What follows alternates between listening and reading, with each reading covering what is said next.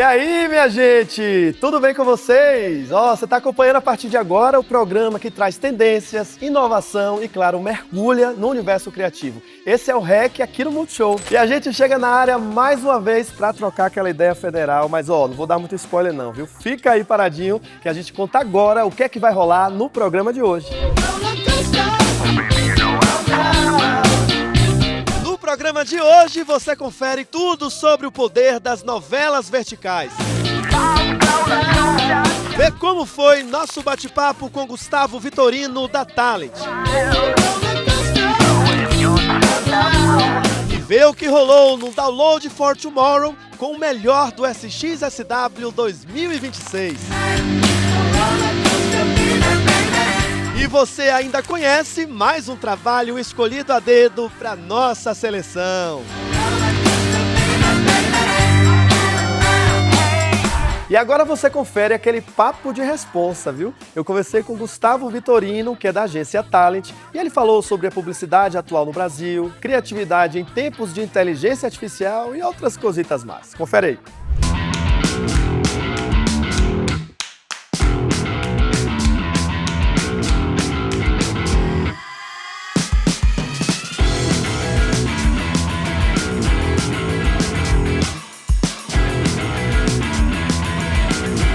Olha, eu estou aqui na Talent, que é uma das agências mais icônicas do nosso mercado, né? Aliás, ensinou muita gente a fazer propaganda. E eu tenho a honra de conversar hoje com esse cara aqui, que tem uma trajetória de sucesso, vai compartilhar pra gente um pouco das suas ideias, né? O nome dele é Gustavo Vitorino, ele é CCO da Talent, está aqui no nosso quadro Líderes Criativos. Gustavo, aliás, você tá aqui na Talent já tem uns 2 anos, mais ou menos, não é isso? Tô indo pro 3º ano agora. Tá indo pro 3º ano e você ocupa hoje uma cadeira de muito peso, né? Pessoas importantíssimas aí passaram por aí. Como é que você define esse momento seu hoje aqui na Talent? E também falar um pouco da sua chegada aqui na agência. Eu cheguei bem no momento de transição aqui da agência, né? Então, o João tinha ficado aqui, né, ocupando essa cadeira por muito tempo, com, enfim, todo o seu mérito e tudo mais. E foi logo depois a Lica veio, fui chamado para continuar essa transição que estava acontecendo. Então, assim, pegando uma agência que ela tinha um pouco mais essa pegada mais conservadora e tudo mais e transformando ela para um tempo mais atual. E dentro desses 2 anos foi um processo que foi, enfim, uma grande batalha, tentando trabalhar toda a parte de processo, formando uma equipe, cuidando dos clientes, né? E é uma responsabilidade muito grande, como você disse, é uma agência onde ela tem marcas icônicas. Então, para mim, é uma baita de uma honra estar aqui e, ao mesmo tempo, um grande desafio.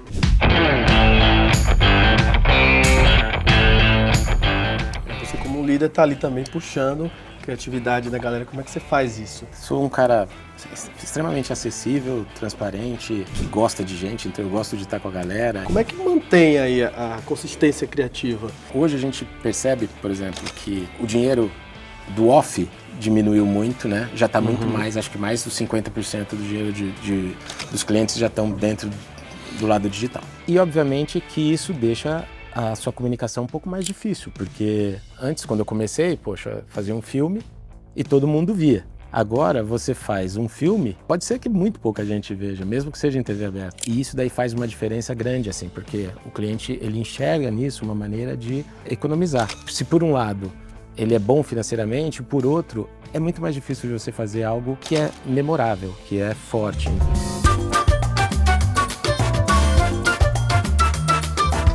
Eu queria que você falasse pra gente como é que você define a sua filosofia criativa, assim. Acredito muito na força de um conceito bom e aí é trabalhar através do conceito. Sempre acho que a propaganda moderna hoje é aquela coisa de você tentar resolver um problema real do consumidor. O diferencial, acho que de lá de trás, é você ter que trabalhar com muitas mídias e conseguir fazer com que a sua ideia ela não se perca em tantas mídias e nem se replique exatamente igual. A maneira como eu trabalho é isso, é sendo muito fiel ao propósito de cada marca e tentando atualizar ela e adequar ela às necessidades atuais. A grande ideia, ela ainda tem aquele peso ou ela já virou ali uma mera coadjuvante? Como é que você... Qual a sua percepção com relação a isso? A quantidade de dados, ela serve para você ter um pouco mais de experimentação, né? E de você ter uma segurança do que você pode ou não pode fazer, afinar mais um briefing, entender mais ou menos aonde que você tem que atacar, quais são as dificuldades e tudo mais. Também tem aquele lado que é o intuitivo que você não deve perder. Você adequa ele, você junta ele com os dados para você não fugir tanto, mas assim, a ideia, ela continua sendo a grande, né, é ali, é aqui que acontece, não é você simplesmente passar o que vem dos dados para frente que vai acontecer alguma coisa. Você está lá perdido na internet com todo mundo tentando chamar a sua atenção. A grande ideia é isso que faz você pular no meio de tanta gente gritando, né? O Júlio falava uma coisa que eu acho super interessante isso, que é você não precisa gritar, você precisa falar o certo. E é meio isso, que eu acho que continua sendo isso. Acho que a base, né, a essência da propaganda, ela continua igual, mas ela tem que ser adequada, né, aos dias de hoje e às novas mídias que apareceram aí e bagunçaram tudo.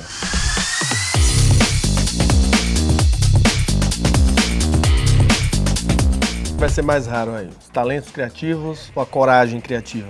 O talento criativo é o que vai fazer a diferença. O talento é a base de tudo, não tem jeito. A tecnologia ela tem que vir para ajudar.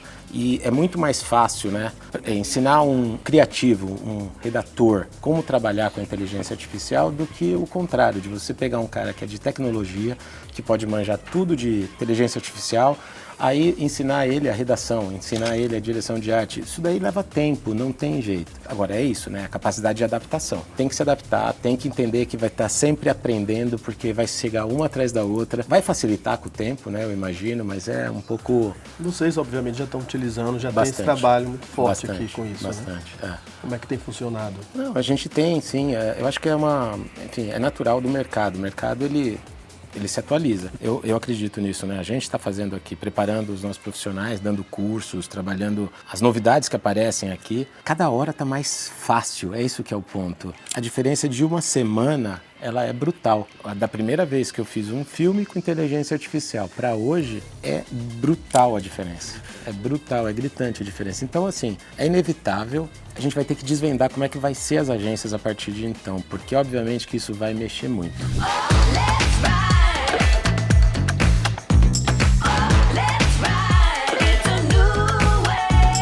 Gustavo, falando aqui para essa nova geração de criativos que está acompanhando a gente aqui, assistindo essa entrevista, o que é que você diria para eles? Você aí que teve a sua primeira oportunidade, né? Quando você começou, eram outros tempos também, né? Mas hoje, né? Dica para quem está começando, essa galera que está chegando no mercado. Tem que ter muita dedicação.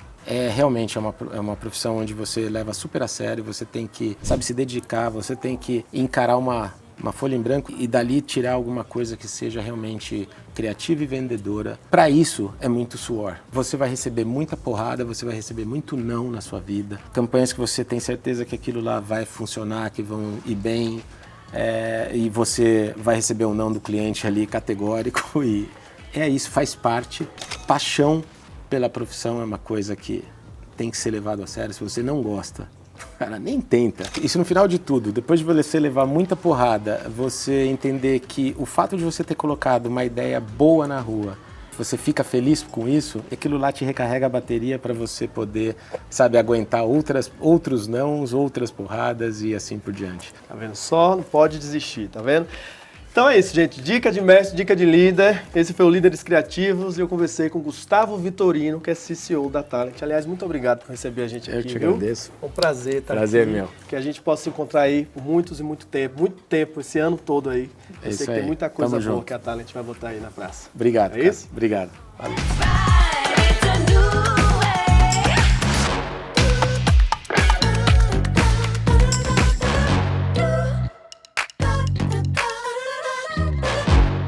Gente, rolou o Download for Tomorrow, né? Falando do SXSW 2026, numa parceria do nosso programa REC com o Institute for Tomorrow. Lá foram debatidas todas as grandes ideias que rolaram lá no Texas. Bora ver?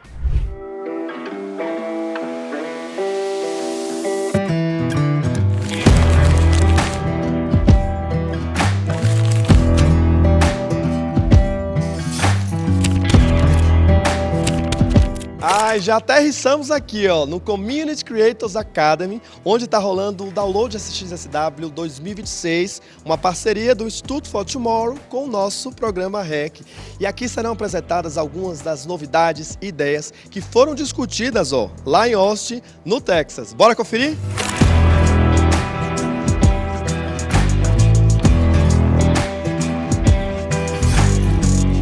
O que a gente tentou trazer aqui foi não só o nosso olhar, que é esse olhar apurado sobre o que aconteceu no festival, mas também a perspectiva das pessoas sobre o que aconteceu. Então a gente trouxe 3 painéis olhando para tecnologia, olhando para creator economy, marketing e olhando para workplace, né, futuro do trabalho, para trazer também clientes, parceiros, pessoas do mercado, para entender qual que é o olhar delas também sobre o que teve de conteúdo, como é que esse conteúdo se cruza com o que elas estão fazendo no dia a dia, com os desafios delas. É a consolidação de todo um trabalho que iniciou-se antes do South by Southwest, teve todo um durante, onde a gente teve um grupo incrível de pessoas que co-criaram tudo isso com o For Tomorrow, com o REC, que passaram em todas as ativações ali, e que agora, um mês depois, a gente está aqui fazendo a entrega de um material que consolida boa parte das conversas que o South by Southwest quis levantar para esse ano, mas trazendo inclusive uma aplicabilidade para tudo isso. A gente resolveu apoiar essa iniciativa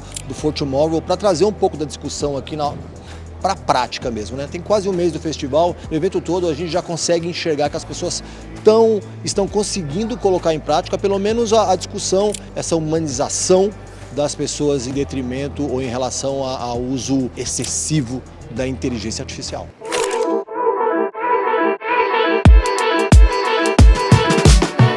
Eu acho que todos os festivais estão refletindo muito sobre o papel da AI, obviamente, e que agora deixa de ser só o clichê da infraestrutura para ser mais sobre pertencimento.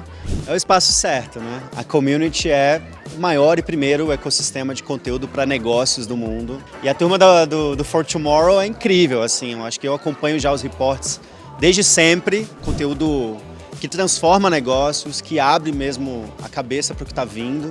Fizeram um download de China ano passado, e agora trazendo tudo do festival. Acho que tem que acompanhar, tem que estar perto, porque o futuro é em comunidade.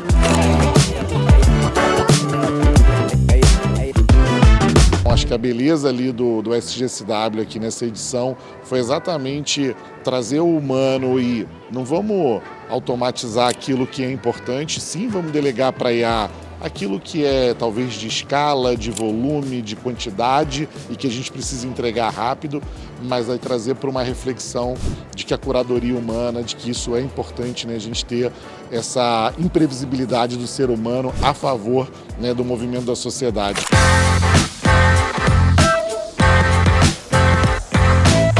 Não é simplesmente usar a ferramenta, mas é o que eu faço diferente.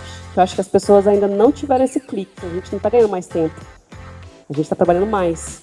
Você tinha alguma dúvida se a IA ia afetar a vida de todos? Eu acho que agora não tenho dúvida nenhuma. Tem muita despreparação ainda dentro das empresas, as pessoas estão se questionando e não é só uma discussão sobre tecnologia, ela vem também mexer com o nosso entendimento organizacional, cultura, o que a gente vai, né, fazer com esse tempo ocioso das pessoas, que na realidade a gente já tem visto também que não está se transformando mais num momento tão ocioso.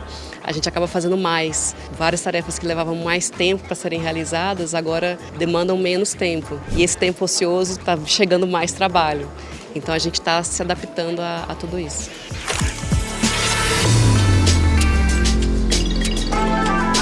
Eu vi vários painéis, por exemplo, em que falava-se de IA e as pessoas questionavam, mas será que nós adultos não estamos usando mais IA do que os nossos filhos?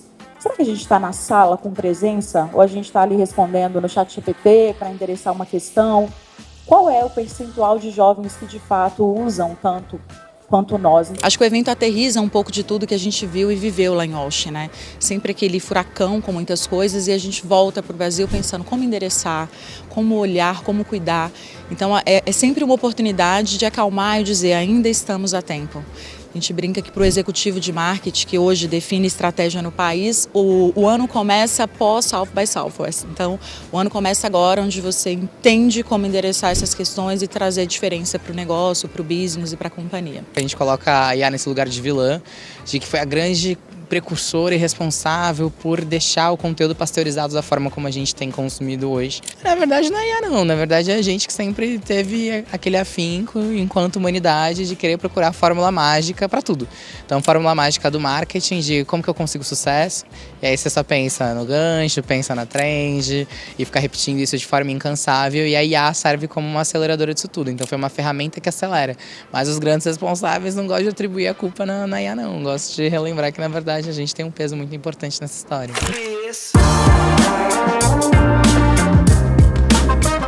Parece que a gente está falando de humano numa era da tecnologia, mas todas as conversas convergem para isso, né? Sobre a humanidade por trás e a humanidade, inclusive, das consequências negativas, não só positivas. Creator Economy, eu estou fazendo analogia, essa brincadeira que parece que se tornou o último resquício de humanidade nessa era das IAs, de toda a tecnologia, da plastificação de conteúdo, né? Então, ganha um peso muito forte. A gente veio falar um pouco de estratégia, como que as marcas e os próprios creators, né, as agências, conseguem pensar em estratégias para a Creator Economy nessa era das IAs.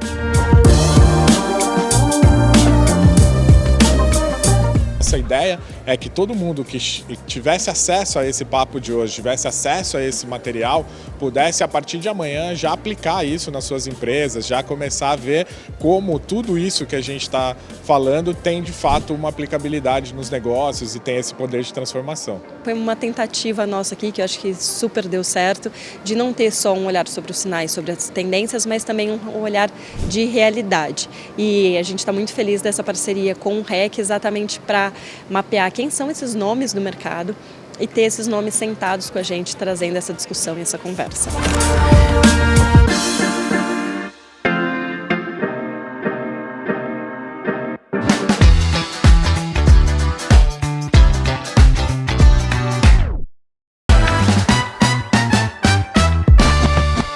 O jeito que a gente consome conteúdo está sempre mudando, né? E uma das grandes novidades dos últimos anos são as chamadas novelas verticais. E claro, a gente foi entender o poder desse novo formato.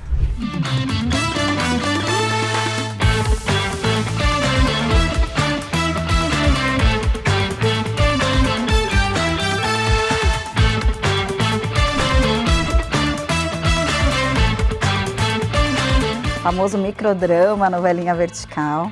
São novelas produzidas na vertical mesmo, então é para consumo no celular, com episódios curtos. Então episódios que variam de 1 a 3 minutos, no máximo 3 minutos e meio, 4, que vem para você, é isso, consumir ali de forma rápida. Você está se movimentando, você está no ônibus, está no metrô, você está consumindo esse conteúdo. São histórias muito intensas, então cheias de reviravoltas, cheio de suspense, cheio de melodrama, e que te pegam, né? São histórias muito densas, então você pensa que numa novela você tem lá 10 meses para contar aquela história. Ali a gente só tem 50 capítulos, de 1 a 2 minutos para contar a mesma história, não tem tempo para enrolação, o que te faz consumir muito rapidamente ali aqueles 50 episódios. Acho que tem um ponto de partida importante quando a gente olha para essa conjuntura do conteúdo vertical, de, mas será que o conteúdo vertical vai substituir, vai matar aquilo que a gente conhece dentro do horizontal? E pelo contrário, a gente na verdade tem que olhar o quanto, no final das contas, é também mais um ponto de contato com o consumidor e uma forma de se adequar à linguagem e ao formato que as novas gerações hoje tanto demandam. A Globo sempre esteve muito atenta com o consumo e o hábito das pessoas. Esse formato nos chamou a atenção, ele começa fora do país e a gente sabe que essa forma de distribuição e o formato poderia ser adequado para a nossa dramaturgia com a mesma qualidade, com o mesmo cuidado de texto que a gente tem para fazer as novelas de 180 capítulos para as telas grandes. Quando a gente fala de história, quando a gente fala de novela, aqui no Brasil não dá para falar sem pensar em Globo, né? A gente domina esse território, então não fazia sentido a gente ficar fora desse novo formato, dessa nova tendência. É um conteúdo que a história tem que ser mais simples e mais direta, com muito menos personagens, com muito menos cenários. Não tem espaço para você contar um monte de histórias dentro de uma grande história como é a telenovela. Então é uma história só, bem direta e bem objetiva. Meus sonhos? Você sempre foi sonhadora e eu pé no chão. Não é isso? Interpretar é sempre interpretar, mas o que muda é essa urgência, né? E nesse formato vertical a gente tem uma urgência que não é pressa em comunicar, porque os capítulos, os episódios são curtos, né? Então a gente precisa comunicar muita coisa em pouco tempo, então dá uma diferenciada ali na urgência da interpretação. Mas, cara, eu tô amando, é maravilhoso.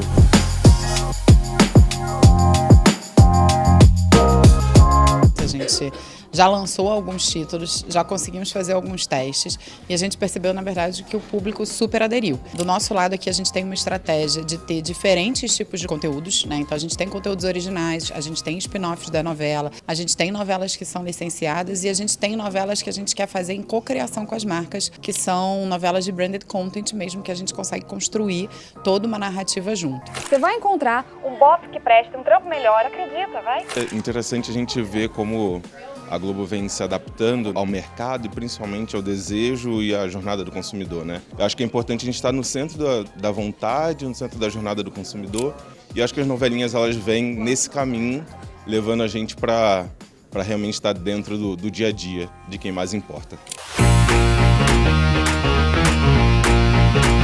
Para as marcas, aqui tem mais uma oportunidade. Nós temos aqui alguns desafios. O primeiro são novelas que são gravadas rapidamente, então as marcas têm que se preparar, porque é uma dinâmica diferente de gravação. Acho que aqui a gente vai ter o desafio e a ajuda de trabalhar com a inteligência artificial para inserção de marcas. Os textos de call to action das marcas têm que ser adequado para um formato de dramaturgia que vai estar 2 minutos por capítulo, mas é mais uma forma da gente chegar no usuário.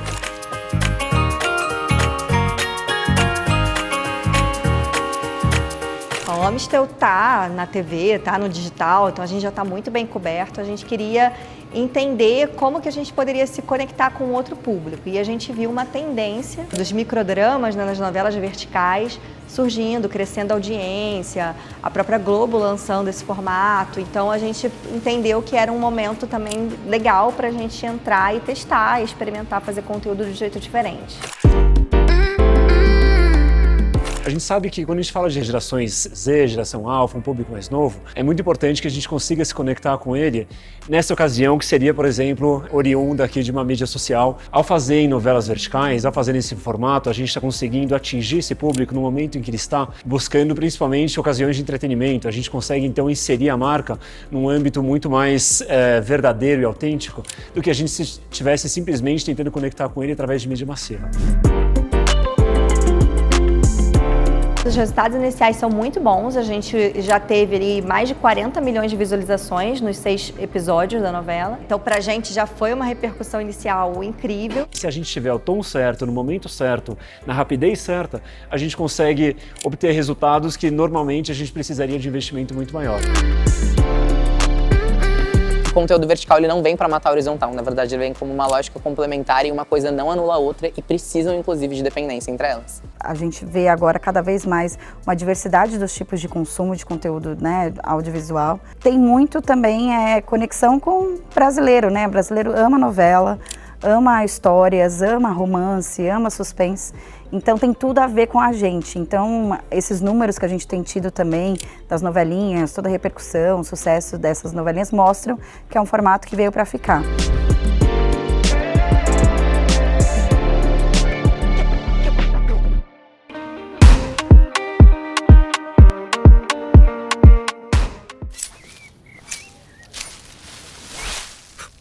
Pardon. Pardon.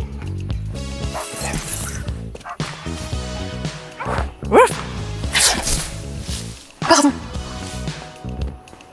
Bandolero, bandolero, chalero, bandolero, bandolero, chalero.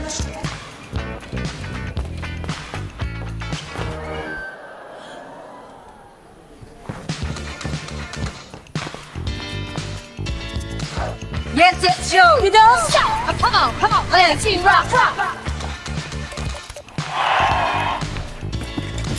Aí eu nem de si. Olá, qu'est-ce que vous faites? Allez.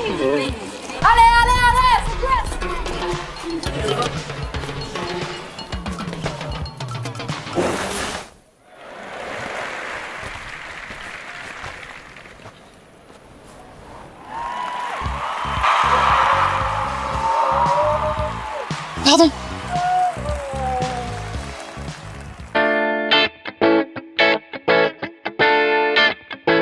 Ih, rapaz, ó, já deu nosso horário, precisamos partir, mas claro, agradecer especialmente a você que está nos acompanhando toda semana aqui no nosso REC. A gente segue juntinho lá nas nossas redes sociais, tá? Calma, é só acessar @Programa Reclame. E tem também o nosso programa lá no Globoplay, viu? Eu quero agradecer também a esse lugar lindo e especial chamado Casa Bradesco, que é onde a gente está gravando o nosso programa hoje. Vocês não estão entendendo o que é isso? Olha esse cenário.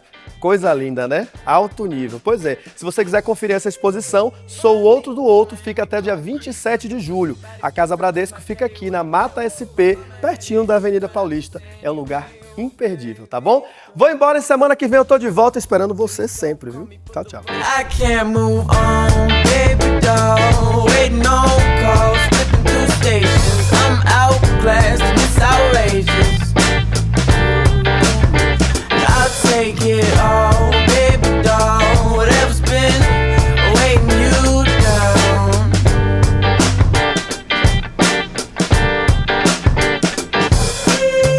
Find me on Miami concrete, looking for somebody different, cause my daddy was a pimp. My mama had issues, but I miss her anyway. Oh baby doll, please don't call me for the wrong reason. We both know exactly what I'm